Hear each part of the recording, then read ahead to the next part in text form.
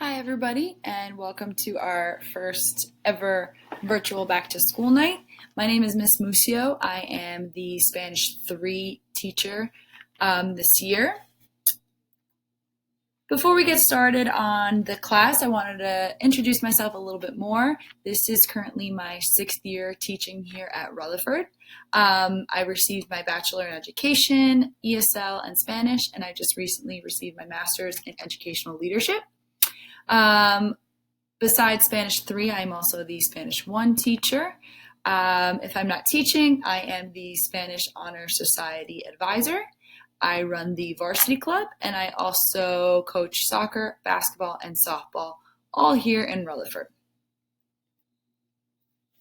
So a little bit about Spanish 3 before we get into the logistics is Spanish 3 has to do with a lot of knowledge of culture mixed with the language and vocab. So in Spanish 1 and Spanish 2, students received a lot of information on vocabulary and grammar. Spanish 3 is slowly mixing in culture with each chapter. So if we take a look, we see things like Hispanic food, traveling the world. Students kind of get to see if they travel to a Spanish-speaking country, what it would be like, health and wellness, passages of life, manners, and Latin Americans in America. So a lot of these specific chapters help students see what it's like in other countries, especially Spanish-speaking countries, in comparison to ours. So those are just a few of my favorite chapters that we do cover. If you do want to see more, our district website has all of the curriculums for each class for you to see in depth.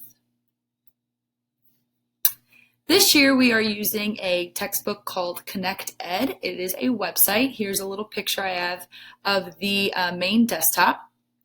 Students each receive their own username and passwords, and they've already have it logged in, ready to go. And the students can use these textbooks at home from any computer. It contains all the resources, whether it be the textbook, whether it is a listening activity, homework, any videos, everything is on this main website. And it's very user-friendly, and the students have already been doing a really nice job maneuvering through. Homework for this class is normally assigned 2 to 3 times a week. Whenever I do assign homework, it will always be assigned through Google Classroom. It will also be visible in my homework sites. I'll get to my classroom sites towards the end of this presentation. And the homework, again, is always through this website, Connect Ed. So when the students don't know what the homework is, they could also sign in there and retrieve any missed homework through that website. It's all saved in folders for them to retrieve whenever they need it. The grading for this class and for every Spanish and world language class in our school goes as follows. Tests and projects this year have been bumped up to about 40%. We feel that with the students being at home, they're going to receive a lot more tests and projects as opposed to smaller assignments. So we want to try and utilize that as most as possible, especially projects. 20% is dedicated to quizzes. 15% is dedicated to homework, and 25% is dedicated to their classwork and participation.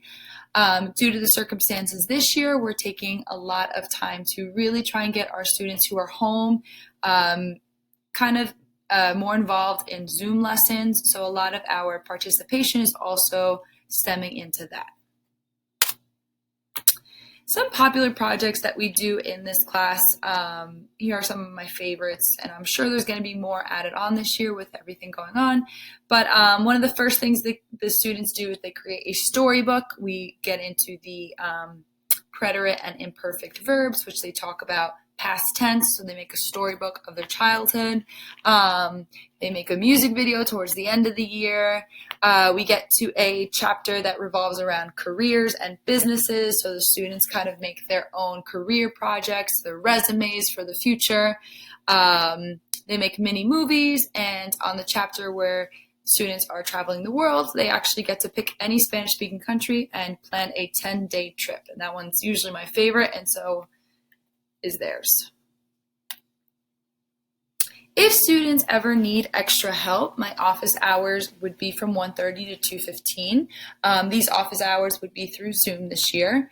If any student does need extra help, I always tell them to at least notify me so I can reserve a specific time, do a one-on-one, as opposed to trying to squeeze them in while another student is coming into my office hours. I'll also show you on my homework sites where I'd like for students to sign up if they would like to come to extra help. If they ever need to contact me, or if you ever need to contact me, this is my website. This is my email. This is jmusio@rutherfordschools.org.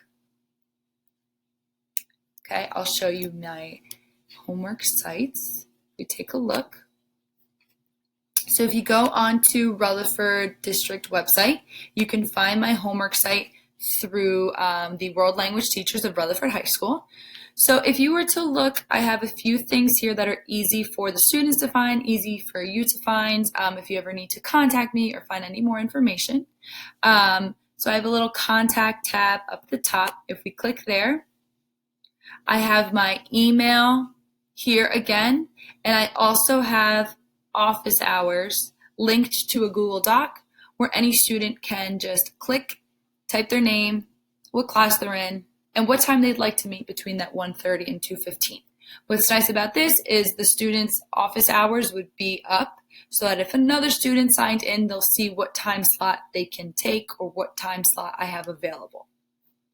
And the classes are here. I have my Google Calendar linked to the students' Google Classroom. So if they ever have, for example, here we see a quiz was assigned on this day. So I always put when quizzes will be. There haven't been any homeworks yet, so there haven't been any homeworks assigned.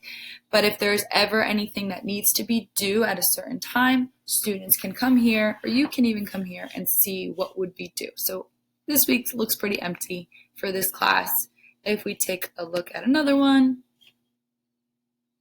this is a Spanish 3 class, same thing. Nothing due this week so far, but if there were to be, it would always pop up on this main screen.